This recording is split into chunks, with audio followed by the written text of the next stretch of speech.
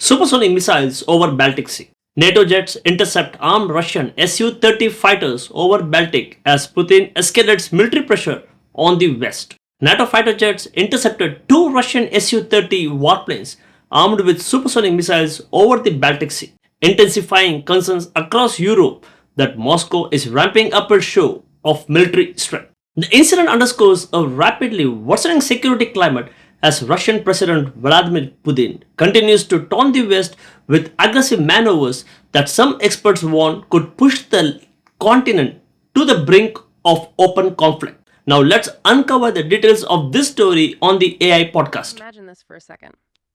Fighter jets screaming across the Baltic sky. That piercing sound. It's not a training exercise.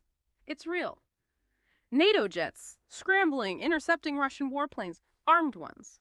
That scene, that's where we're starting our deep dive today. We're really digging into this recent, surge in military activity over in Eastern Europe, especially right up against NATO's borders. We want to understand what's behind these provocations, and how everyone's reacting. So our mission today, basically, is to sift through the reports we've got, intelligence briefings, expert analysis, including some key bits from Baltic skies. NATO intercepts Russian warplanes amid rising tensions. We're trying to cut through the noise for you, look at the specific events, and then figure out the bigger picture, what it all means for security. Let's connect those dots. Yeah, and it's crucial to see these aren't just random blips on the radar. When you look at them together, in context, it really looks like part of a larger pattern, maybe even a strategy. It makes you ask some pretty serious questions about stability in the region and, globally, too. Questions we kind of need to pay attention to. Okay, let's unpack that Baltic incident first. That really recent one, high profile. NATO fighters intercepting, two Russian Su-30s, heavily armed. This wasn't just some accidental straying into airspace, was it? No, absolutely not accidental. You had the Swedish Air Force involved, their JAS-39 Gripens, with Danish support as well. And they were intercepting two Russian Su-30SM fighters from the Baltic fleet. The key thing here, their weapons loadout. Right. What were they carrying? Each one had KH-31 supersonic air-to-surface missiles. These are serious anti-ship weapons. We're talking Mach 3 speed, designed specifically to punch through naval defenses and take out targets. So carrying those isn't just routine. It sends a very specific message about offensive capability, particularly against ships. And there was more than just the fighters involved, I read. That's right. The Swedes also tracked an Il-20M reconnaissance plane. And that's a really important piece of the puzzle. The Il-20M, it's basically a flying signals intelligence platform. It specializes in hoovering up electronic signals, communications. Essentially, it's Russia's ears in the sky, monitoring NATO's radar, their response, their communications, all while escorting those armed fighters. So, like you said, eyes and ears. Exactly. The Swedish Armed Forces put it pretty bluntly. The Swedish Air Force is always on alert. That statement tells you how seriously they view these encounters. Okay, so not just a normal intercept then. You've got heavily armed jets plus this dedicated spy plane. What makes this incident specifically feel like such a clear, deliberate show of force compared to maybe other intercepts? It's really the combination. Pairing those very capable Su-30s armed with anti-ship missiles with an intelligence-gathering aircraft like the Il-20M, it signals Russia isn't just, testing the boundaries. They're actively probing. They're gathering real-time data on NATO's defenses. How they react, how fast? Precisely. How fast they scramble. What radar systems light up, what frequencies they use, and those KH-31s specifically targeting ships.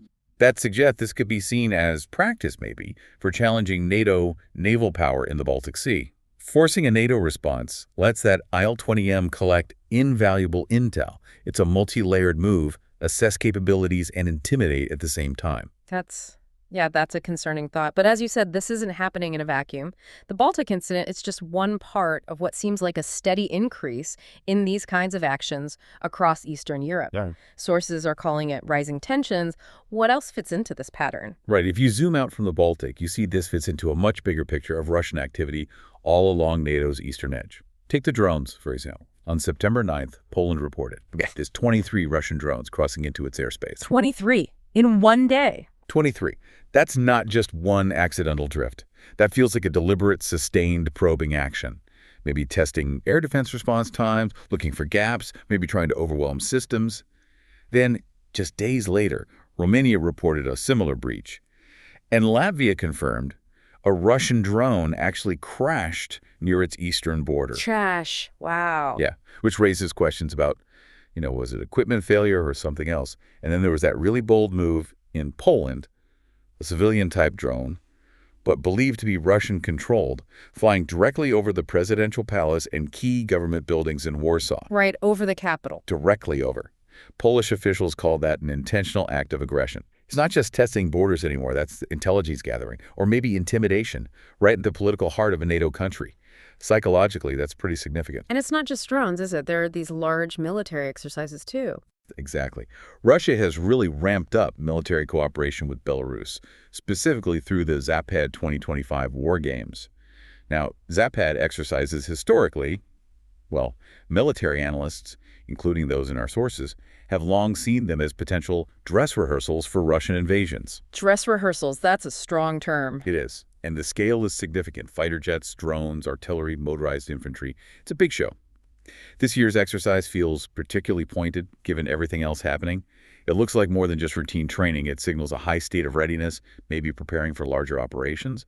And Poland certainly reacted strongly. They deployed 40,000 troops to their border with Belarus, even temporarily closed some crossings. They're clearly not treating it as just an exercise. And political leaders are speaking out, too. Oh, definitely.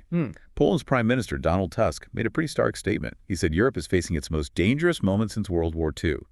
Called the drills very aggressive. That's not language leaders use lightly. It reflects a real deep sense of unease across the region. So we're seeing this whole mix. Covert drone flights, some right over sensitive sites, and then these massive, overt military drills right on the border. It's a really varied set of actions, and they seem to be happening more often. What's the overall effect of all this? What message is being sent?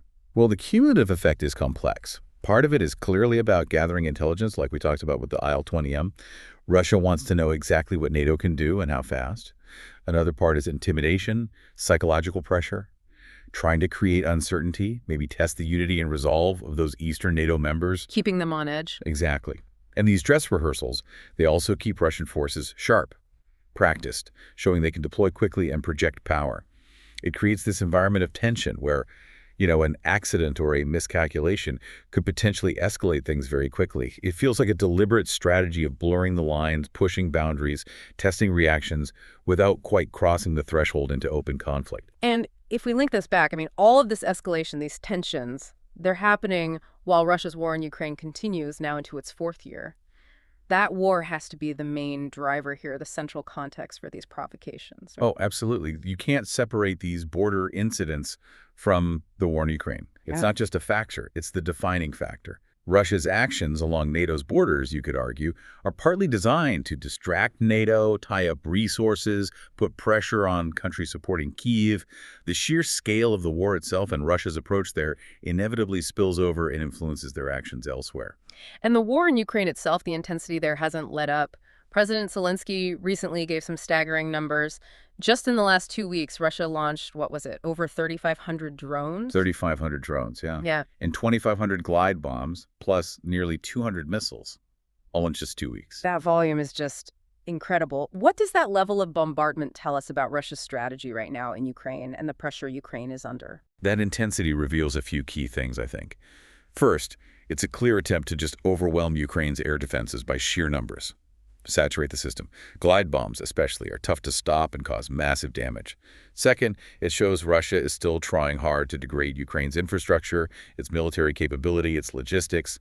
And third, it puts enormous constant pressure on Ukraine's allies to keep supplying more air defense systems, more ammunition. It's a strategy aimed at exhausting Ukraine's defenses, and maybe exhausting the West's willingness to keep up the support. Which understandably leads to these urgent calls for NATO to do more. Ukraine keeps asking NATO to take stronger steps, even suggesting shooting down Russian drones or missiles over Ukrainian territory. Poland's foreign minister seemed to agree, saying inaction might just encourage Moscow. Yes, and you have voices like Hamish de Bretton-Gordon, the former British Army colonel, being quite direct. He's quoted saying, "I've been calling for a no-fly zone in Ukraine against civilian targets." His reasoning: he believes that level of resolve will show Putin that we are serious. A no-fly zone, that's a major step. It is. And his key point, which really cuts to the heart of the debate, is we cannot allow threats of World War III from Moscow to paralyze us.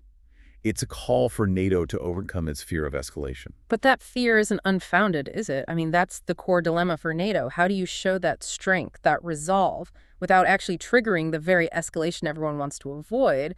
It seems like an incredibly fine line to walk. It's possibly the most critical tightrope walk in international security right now.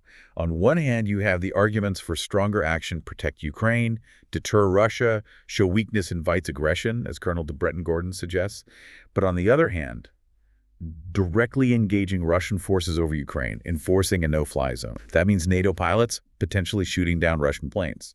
That is direct conflict between nuclear-armed powers. The risk of miscalculation is huge. Immense. A stray missile, a misunderstanding, it could spiral incredibly fast. NATO's core mission is defending its members. Intervening directly in Ukraine pushes way beyond that mandate into really dangerous, unknown territory. So the calls for action are understandable, deeply felt, but the potential consequences are, frankly, existential. So given that dilemma, given all these provocations, the war, the calls for action, what has NATO actually been doing? How are they responding on the ground strategically? Well, NATO has responded quite significantly, actually. European allies, in particular, have moved quickly to reinforce that eastern flank. We're not just talking about statements, we're talking concrete deployments. Denmark sent 2 F-16s and a naval frigate. France committed 3 Rafale fighters. Germany added 4 Eurofighters. So real assets moving east. Real, capable assets. And these aren't just random national decisions. They're coordinated under NATO's new mission framework called Eastern Sentry. This mission is specifically designed to deter more Russian provocations by having a constant, visible, and ready military presence right there on the eastern border. It's a shift towards a more robust forward defense posture compared to maybe a few years ago. Eastern Sentry. So it's about showing strength through presence. Presence, readiness, and crucially, interoperability. Making sure all these different national forces can work together seamlessly, respond instantly. That's a complex task operationally. And it feeds back into that idea of resolve that analysts like de Breton-Gordon emphasize. He said something like, for years we gave Putin the impression we weren't serious. Now we must show strength, otherwise he will simply keep escalating. The thinking is that this tangible strength, this visible readiness, might finally change Moscow's calculations. And that brings us back to the tightrope. Showing enough strength to deter, but not so much, or in such a way, that it triggers an unintended escalation into something much worse. What are the sort of long-term consequences of this new, more muscular posture for Europe's security? The long-term implications are pretty profound, I think. This posture, this Eastern Sentry, it really marks a return to something like great power competition in Europe. Maybe with echoes of the Cold War, but with, 21st century dynamics. It means more defense spending, probably permanently higher levels of military readiness along that eastern flank. A new normal, maybe? Potentially a new, more tense normal. These dress rehearsals we talked about, they're not just exercises anymore. They're actively shaping how NATO plans and prepares its defenses. It also puts a focus on NATO's internal cohesion, making sure all the allies are on the same page, committed to this sustained effort. The ultimate goal is deterrence, making any potential aggression against a NATO member seem obviously like a catastrophic mistake for Russia. It's peace through strength, essentially, but it requires constant effort, investment, and vigilance. Okay, so let's try and wrap up the main points from our deep dive today. We've seen this consistent pattern, really multifaceted, of Russian actions, those armed jet intercepts, the drone incursions over several countries, these large-scale military drills looking like invasion practice, and all of it happening against the backdrop of the brutal war in Ukraine, now dragging into its 4th year, which seems to be fueling these wider tensions. And what seems clear is that nations across Eastern Europe are definitely on high alert. The core question, the dilemma that keeps coming up from military thinkers and policymakers, isn't really if NATO should respond anymore. It's shifted to how. How far can and should NATO go to deter Russia without stumbling into a direct conflict? The stakes are just incredibly high for everyone involved. So, considering all of the aggressive moves, the calls for more resolve, we want to leave you, the listener, with something to think about. What do you think is the most effective path for NATO and other international bodies? How do you deter these kinds of provocations effectively but safely, avoiding that catastrophic escalation? And how do these dress rehearsals, these constant military activities, actually shape the future security environment in Europe, not just for governments, but for everyday life? Definitely something to ponder until our next deep dive. Okay, one question for you. Do you think NATO should start shooting down Russian drones and missiles over Ukraine to stop Putin's provocations, even if it risks triggering a wider war? Don't forget to comment it. Thanks.